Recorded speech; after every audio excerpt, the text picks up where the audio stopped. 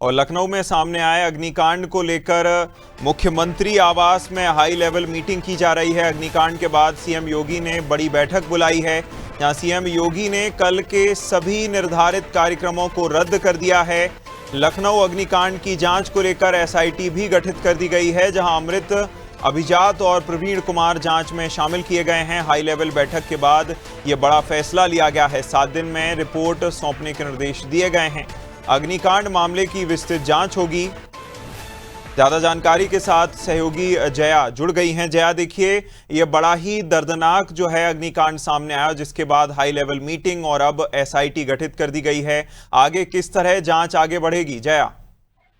देखिए अभिनव, सबसे बड़ी बात है कि मुख्यमंत्री योगी आदित्यनाथ जब केजीएमयू के ट्रामा सेंटर पे आए थे तो वहाँ पे तमाम जो पीड़ित परिजन थे उनसे मुलाकात किया, छात्रों से मुलाकात किया, जो वहाँ पे लगातार छात्रों से संबंधित लोग बैठे थे, क्योंकि 30 लोगों का बॉडी वहाँ पे पहुंचा था, जिसमें 15 लोगों की डेथ हो गई थी और 8 लोग वहाँ पे घायल बताए, जिसमें से 2 लोग अति गंभीर हालत में थे। हालांकि मुख्यमंत्री ने यहाँ से जाने के बाद तुरंत अपने आवास पर उच्च स्तरीय बैठक बुलाई, जिसमें तमाम आला अधिकारी और तमाम प्रमुख सचिव से लेकर तमाम जिम्मेदार अधिकारी वहां पे बैठक में शामिल थे। जिसमें ये फैसला लिया गया एसआईटी के गठन का, जिसमें 2 सदस्यीय एसआईटी का गठन किया गया है, जिसमें अमृत अभिजात हैं कि जो कि विशेष जांच दल में रहेंगे। वो अपर मुख्य सचिव हैं पर्यटन और धर्मार्थ संस्कृति के, और दूसरे सदस्य हैं प्रवीण कुमार, जो कि अपर पुलिस महानिदेशक हैं लखनऊ जोन के। तो ऐसे में अग्निकांड मामले में जो हाई लेवल मीटिंग की गई थी, इसके बाद इनको जो मुकर्रर समय दिया गया है वो है 7 दिन का। 7 दिन में इन्हें रिपोर्ट देना होगा कि रिपोर्ट में ये बताना होगा कि आग का कारण क्या था। और बिल्डिंग की जो जांच को लेकर लगातार इस बात को लेकर खबर आ रही है कि रामेश्वरम जो ग्रुप था, उनके मालिक वीरेंद्र शुक्ला की ये बिल्डिंग थी, उसमें सुरेंद्र प्रताप, धीरेन्द्र प्रताप के नाम से मानचित्र पास हुआ था।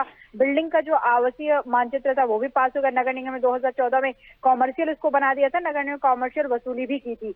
ये अभी तक जानकारी, ये भी कहा जा रहा है कि फायर जो उसका एनओसी था वो भी लिया था, लेकिन वो 5 साल पुराना था, जो कि अभी अपडेटेड नहीं था। हालांकि जो छात्रों की मौत हुई अभिनव, उसमें कई कारण आ रहे हैं। बताया जा रहा है कि जो बहुत सफोकेटेड जगह था, कई रास्ते बंद थे, ऊपर छत पे जाने का अगर रास्ता खुला होता तो शायद बच्चों की जान बच जाती।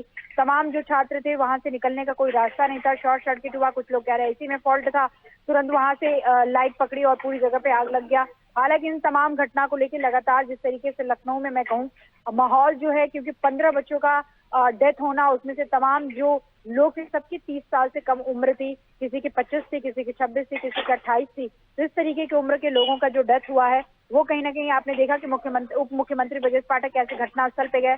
वहां पे जब वो बच्चों को देख रहे थे कि कैसे बाथरूम में छिपे हैं, कैसे तारों से लटक के कूदने की कोशिश करें, कैसे कोई फ्लोर से कूदने की कोशिश करता है दूसरे मंजिला से ताकि अपनी जान बचा पाओ, तो ये तमाम कोशिशों को देखे खुद उप मुख्यमंत्री की आंखों में आंसू आ गया।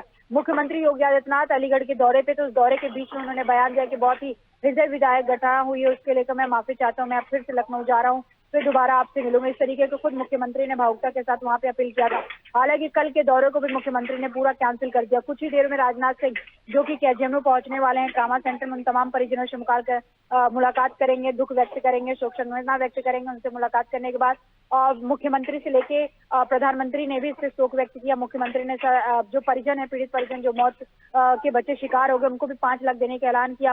जो घायल लोग हैं उनको भी 2 लाख देने का ऐलान। ऐसे ही पीएमओ से भी सूचना जो जारी है उसमें बताया गया कि जो भी मौत, जिनमें भी पीड़ितों का मौत बिल्कुल, कहीं ना कहीं जिस तरह से निर्देश दिए गए हैं अपने आप में बताते हैं कि मुख्यमंत्री कितने गंभीर इस मामले को लेकर नजर आते हैं। ये देखना होगा कि जांच में क्या तथ्य निकलकर सामने आते हैं और क्या इस तरह की घटनाओं से सीख लेते हुए पूरे उत्तर प्रदेश में कोई जांच के आदेश दिए जाते हैं, या फिर दिल्ली की घटना पर जैसे शांत होकर बैठ गए थे वैसे इस घटना पर भी शांत होकर प्रशासनिक अधिकारी और सरकार बैठ जाती है। ये देखने वाली बात होगी। तमाम जानकारी के लिए बहुत शुक्रिया जया।